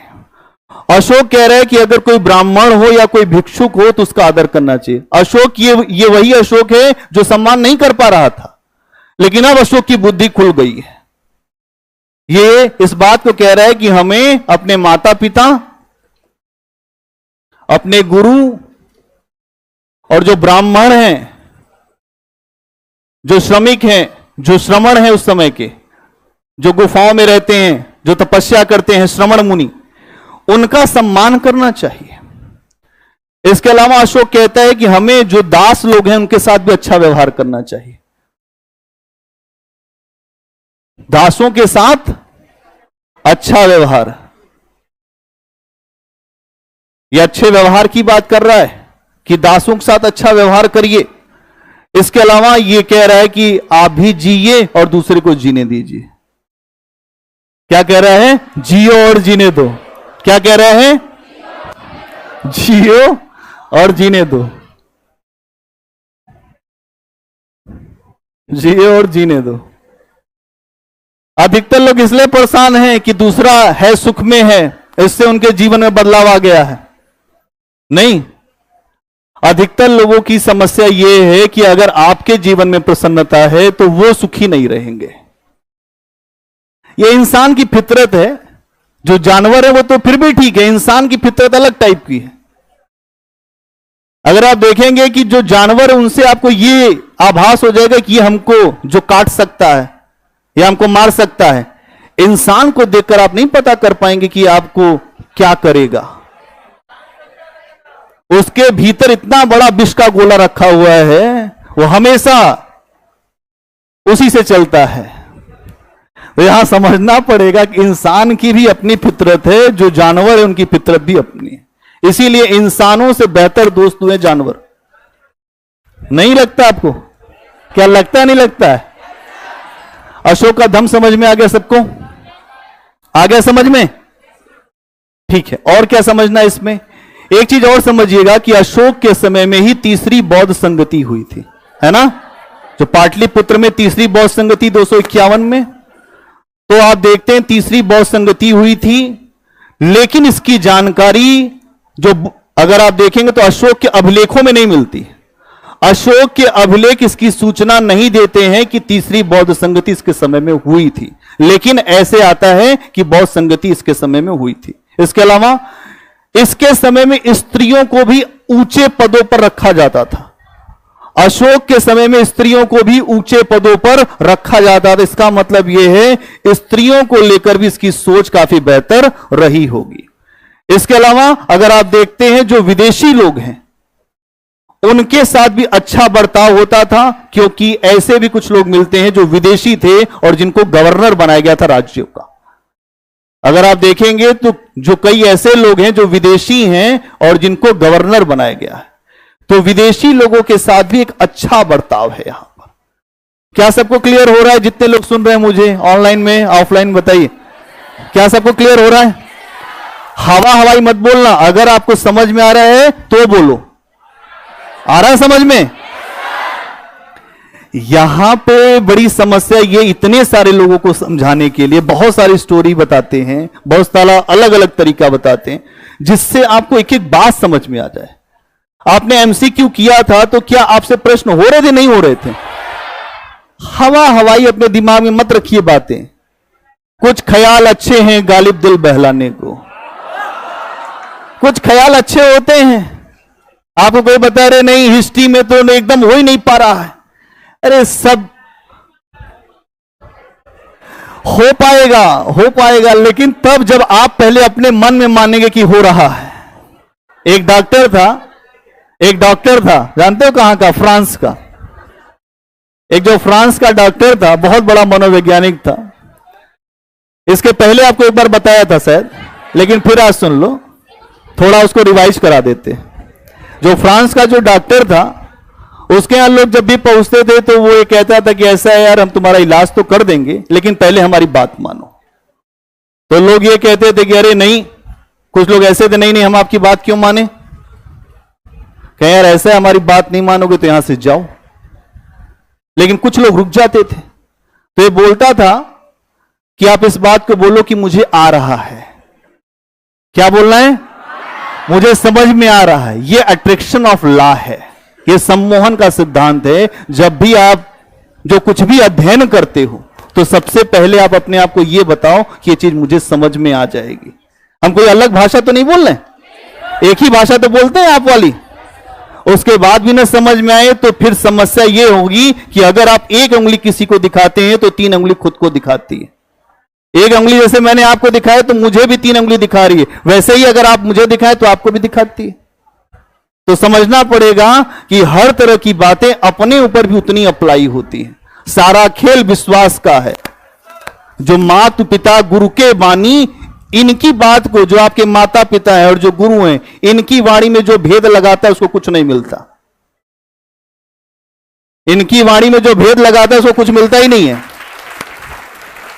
माता पिता की वाणी में कोई भेद लगा दे, अपने गुरु की वाणी में कोई भेद लगा, अरे नहीं हम सब जानते हैं। ऐसे खलीफाओं को कभी रास्ता नहीं मिला, ऐसे खलीफाओं को कभी रास्ता नहीं मिला। न वर्तमान रास्ता देता है, न भविष्य रास्ता देता है। क्या बात समझ में आ गई? तो यहां इस बात को समझ लीजिएगा।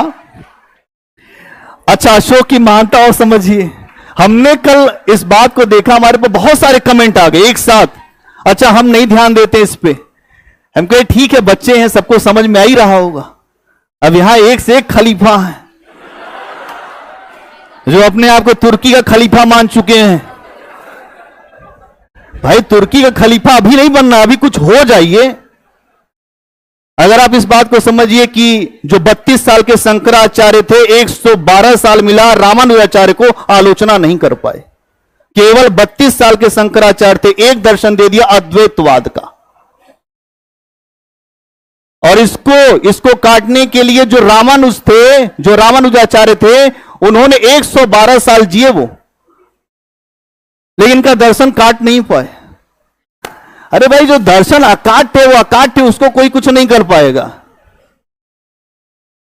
तो थोड़ा सा अपने भीतर आपको सहनशीलता लेके आनी पड़ेगी। अभी आपने जो बुद्ध को पढ़ा है, अभी आपने महावीर को देखा है, थोड़ा सा आपको सहज और सरल बनना पड़ेगा। पढ़ने का मतलब ही यही है कि सरलता, आप आसान बने, आप जो कॉम्प्लेक्स ना बने।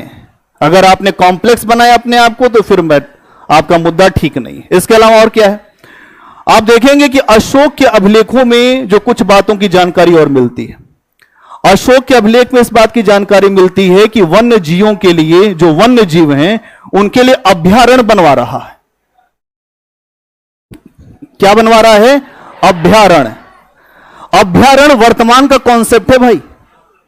अभयारण्य वर्तमान का कॉन्सेप्ट है कि आप ऐसी भूमि छोड़ देते हैं जहां पे आपके जंगल के जानवर रहे, वहां इंसानों का प्रवेश ना हो, कम से कम हो, अगर हो भी तो बहुत हल्का हो। अभयारण्य बनवाता है। इसके अलावा कहते हैं अगर कोई पशु जो घायल हो गया है उसकी चिकित्सा की व्यवस्था होनी चाहिए। चिकित्सा की व्यवस्था, चिकित्सा की व्यवस्था, ये इस समय का कॉन्सेप्ट है। आज भी आप बहुत जगह जाएंगे तो आपको पशुओं के इलाज के लिए नहीं मिलेगा। उस समय अशोक ने सोच लिया इसकी महानता है कि नहीं, हल्का व्यक्ति है। देखिए महानता व्यक्ति, इसके अंदर इतनी महानता है। ठीक है, थोड़ा अशोक पे लिख लो, है ना, अशोक के धम्म पर लिखिए थोड़ा। अशोक का धम्म क्या है? अशोक का धम्म, इसमें कुछ पॉइंट लिखिए। इसमें कुछ लिखा है अशोक के धम्म में? नहीं लिखा है ना। देखिए अशोक ने, इसमें पहला पॉइंट लिखिए, अशोक ने आम जनता को, अशोक ने आम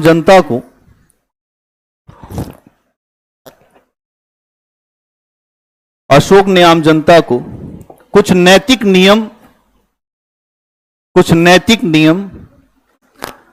देने का प्रयास किया है। अशोक ने आम जनता को कुछ नैतिक नियम देने का प्रयास किया है। इन्हीं नियमों को ही, कुछ नैतिक नियम देने का प्रयास किया है, इन्हीं नियमों को ही हम धम्म कहते हैं। इन्हीं नियमों को हम धम्म कहते हैं। मस्त। इन्हीं नियमों को हम धम्म कहते हैं। अगला पॉइंट,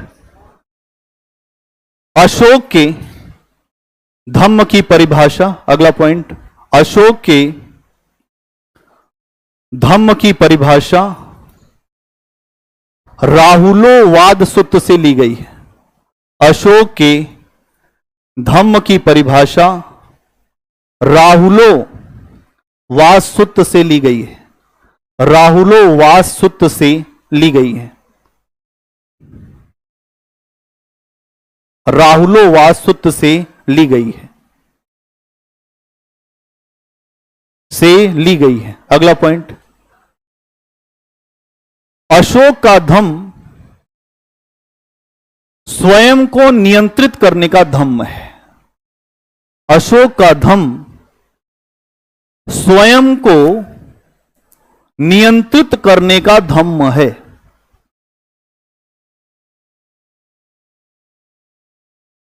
अशोक का धम्म स्वयं को नियंत्रित करने का धम्म है। मतलब आप अपना बैलेंसिंग करें, अपने आप को रोकना सीखें, मन को।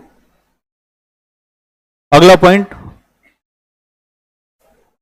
अशोक ने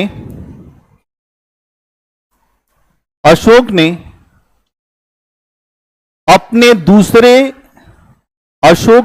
दूसरे और सातवें शिला, अशोक ने अपने दूसरे और सातवें स्तंभ लेख में, अशोक ने अपने दूसरे और सातवें स्तंभ लेख में धम्म के गुणों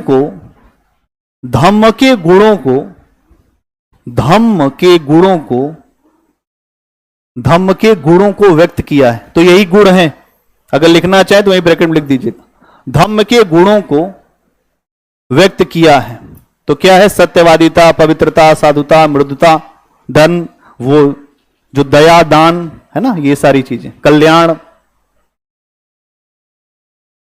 अच्छा ठीक भैया लिख लो। इसके अंतर्गत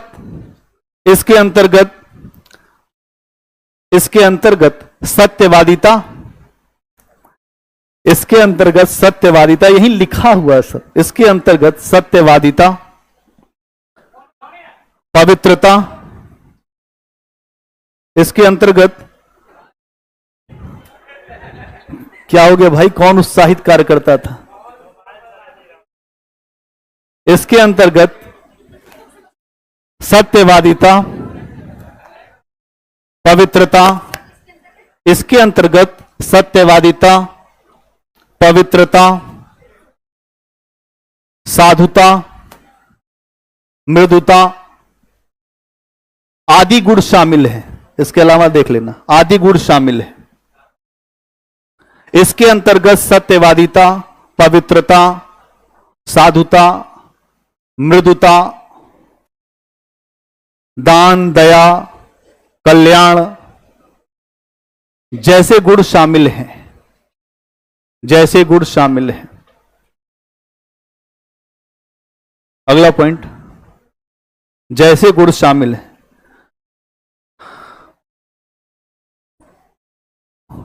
अगला पॉइंट बनाइए, अशोक ने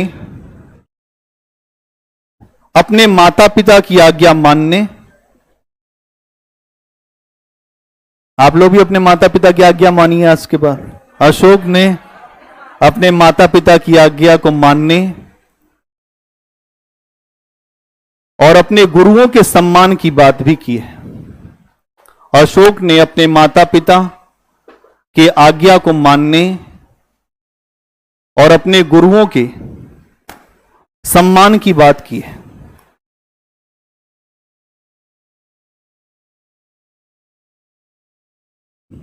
सम्मान की बात की है, सम्मान की बात की है।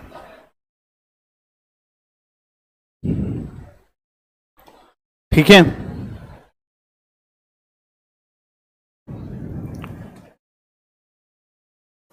इतनी बात समझ में आ गई?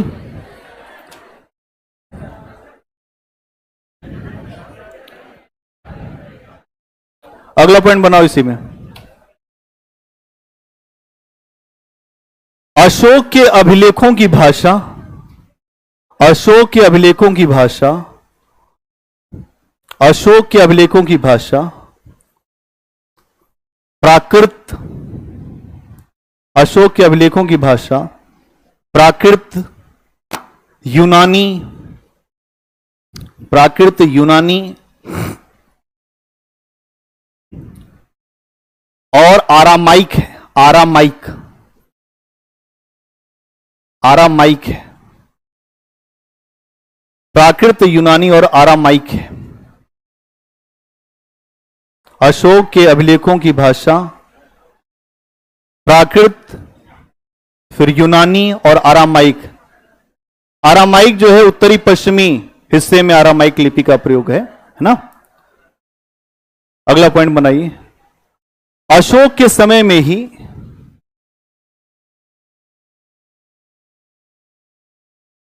अशोक के समय में भी हाथ दर्द कर रहा है, कुछ लोग कह रहे हैं अभी तो लिखना शुरू किया हाथ दर्द करने लग गया।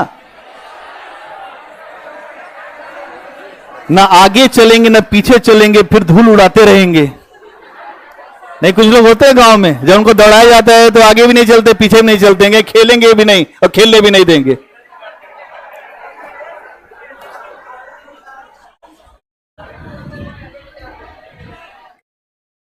थक गए? थक गए? आपका जोश देखे तो नहीं लग रहा है कि आप लोग थके हुए लोग हैं।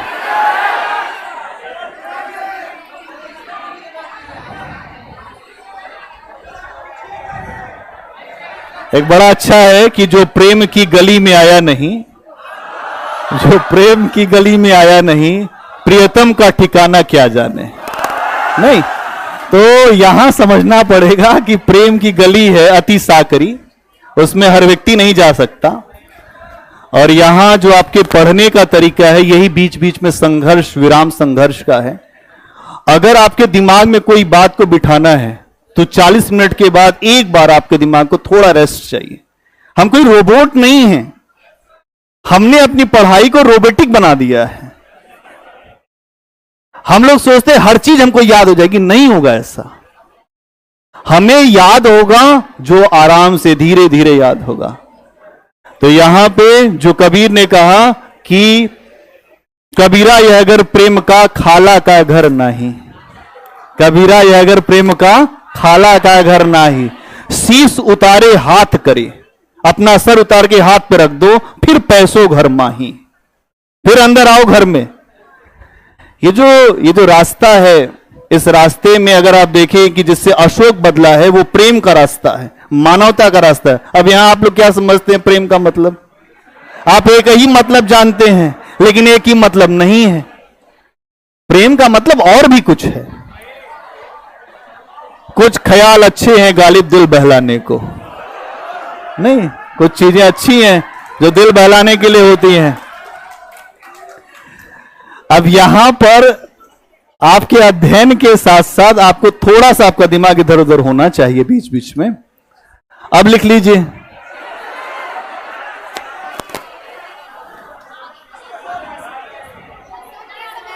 हाँ, अशोक के समय में, हाँ ठीक है लिखो। अशोक के समय में आजीवक संप्रदाय क्या है? आजीवक संप्रदाय एक ऐसा संप्रदाय है जिसमें लोग जो गुफाओं में रहते हैं और अपने तरीके से उनकी भी एक जो परंपरा है, और इसके जो प्रवर्तक थे मक्खली पुत्र गौशाल, और ये एक जो भौतिकवादी दर्शन था, एक जो भौतिकवादी दर्शन था आजीवक संप्रदाय का, इसके प्रवर्तक थे मक्खली पुत्र गौशाल। एक और प्रश्न था, उसको भी ले लेते हैं फिर लिखते हैं। कलिंग में ऐसा क्या हुआ था सर कि जिसको अशोक ने 1 लाख लोगों को मार डाला और मार के जनता को ले आया साथ में? भाई जब आदमी लड़ने के लिए कहीं जाता है, आप ऐसे समझिए कि अगर आप कहीं लड़ने के लिए गए हैं तो उसके बाद एक ही रास्ता बचता है कि या तो उसको मार दीजिए या तो आप पिट जाइए। जो बीच का रास्ता नहीं है। अगर आप देखेंगे कि जब भी आप लड़ने गए तो बीच का रास्ता बचता नहीं है। अगर आप ये देखिए कि सुग्रीव जब जब लड़ने गया तो इतनी पिटाई हुई बाली के सामने, उसकी इतनी पिटाई हुई बाली से कि वो वहां पे जाता ही नहीं था। जब भगवान राम आए, उन्होंने कहा कि एक बार और चले जाओ बच्चा, कहे भैया मैं नहीं जा सकता, बहुत पिटाई करता है। तो यहां समझना पड़ेगा कि अशोक ने इतनी बड़ी हत्या इसलिए किया क्योंकि वो लोगों को वहां पर अपने जो प्रभाव में लेना चाहता था, वो भय पैदा करना चाहता। अक्सर आप देखेंगे कि यह सब काम इसलिए किया जाता है कि अधिकतर लोगों के अंदर भय हो जाए। इसी तरीके का काम अंग्रेज भी करते थे। जब खुदीराम बोस को मात्र जो 15 साल के थे उनको फांसी चढ़ा दिया गया, जो 15 साल के लड़के को फांसी चढ़ा दिया गया, तो यही भय पैदा करने के लिए। ये सब काम इसीलिए होते हैं, जो हत्या की जाती है और भय पैदा हो जाए कि हमारे खिलाफ फिर कोई ना खड़ा हो। इसीलिए अशोक ने इतने बड़े पैमाने पर हत्या की थी। चलिए, तो हम लोग कहां थे? लिखिए, अशोक के समय में, अशोक के समय में ही तीसरी बौद्ध संगति, अशोक के समय में तीसरी बौद्ध संगति, तीसरी बौद्ध संगति का आयोजन हुआ था। तीसरी बौद्ध संगति कहां पे हुई थी? पाटलिपुत्र। कब हुई थी? 251, 250, दो, ठीक है, जो आप जानते वही है। 251 हम जानते हैं, आप 255 जानते हैं, तो हम कुछ नहीं कर सकते। ये एकदम सही सोर्स है तुम्हारा, ठीक है। चलिए, क्या लिखा आपने? तीसरी बौद्ध संगति इसके समय में हुई थी। अशोक के समय में हुई थी। इसकी जानकारी उसके अभिलेखों में नहीं मिलती। अब यह प्रश्न आपके सामने कभी आ सकता है, किसकी जानकारी उसके अभिलेखों में नहीं मिलती है। ये तो पूरी दुनिया जानती है कि तीसरी बौद्ध संगति उसके समय में हुई। क्या आप नहीं जानते वो लिख लीजिए। इसकी जानकारी उसके अभिलेखों में नहीं मिलती। अगला पॉइंट, अशोक अपने राज्य के उच्च पदों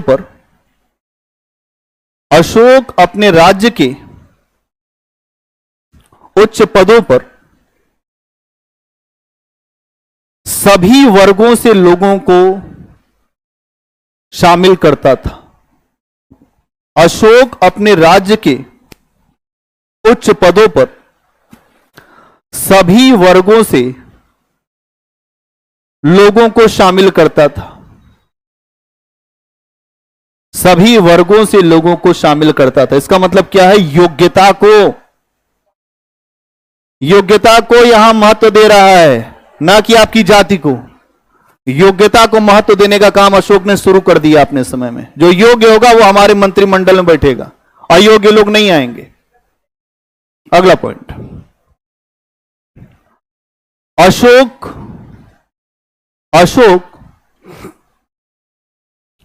अपने राज्य में स्त्रियों को भी उच्च पदों पर शामिल करता था। अशोक अपने राज्य में स्त्रियों को भी, या महिलाओं को भी, जो लिखना चाहो, स्त्रियों को भी उच्च पदों पर शामिल करता था। इसके अलावा विदेशी व्यक्तियों को भी ऊंचे पद दिए जाते थे।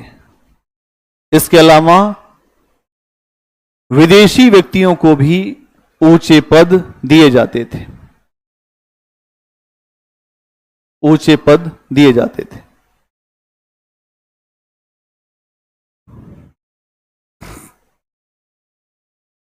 अगला पॉइंट, अशोक के अभिलेखों में हमें यह जानकारी मिलती है, अशोक के अभिलेखों में हमें यह जानकारी मिलती है, अशोक के अभिलेखों में हमें यह जानकारी मिलती है कि वह वन्य जीवों के लिए अभयारण्य की भी, वह वन्य जीवों के लिए अभयारण्य की भी व्यवस्था करता है। अभयारण्य की व्यवस्था, अभयारण्य यहां पे यह कर देना, अभयारण्य की व्यवस्था भी करता है। अभयारण्य की व्यवस्था भी करता है। अभयारण्य की व्यवस्था भी करता है। इसके अलावा पशुओं की चिकित्सा के लिए अस्पतालों की भी व्यवस्था करता है। इसके अलावा पशुओं की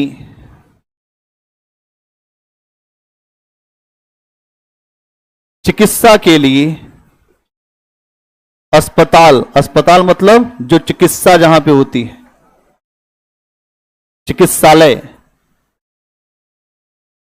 अस्पतालों की व्यवस्था या जो चिकित्सालय की व्यवस्था करता है। ऐसा करने वाला यह दुनिया का पहला शासक है। अब देखिए आपका इतिहास जो पूरी दुनिया से भी अच्छा हो जाएगा। ऐसा करने वाला यह दुनिया का पहला शासक है।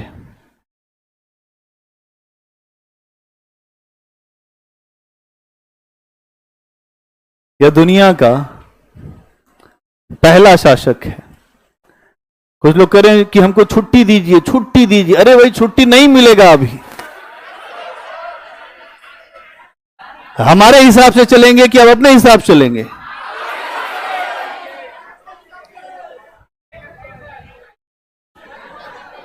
छुट्टी जब हमें करना हो हम कर देंगे, आप चिंता मत करिए। अगला पॉइंट बनाइए।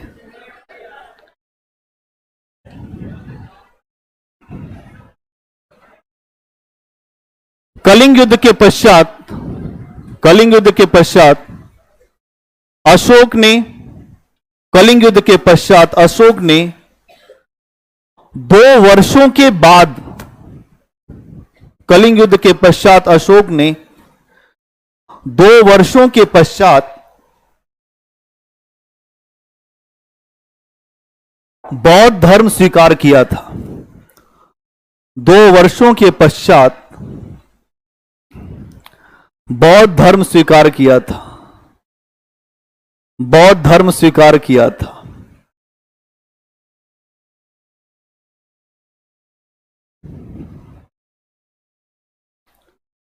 ठीक है, आगे बढ़िए।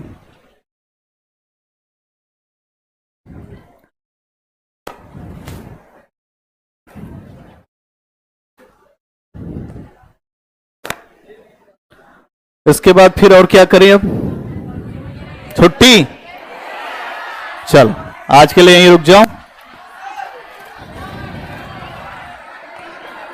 जितना पढ़ाते हैं उसको रिवाइज करो, अपने से भी जाके जो क्वेश्चन पेपर लगाओ। आपकी तैयारी बहुत अच्छी चल रही है, अपने दिमाग में इस बात को बिठा लो।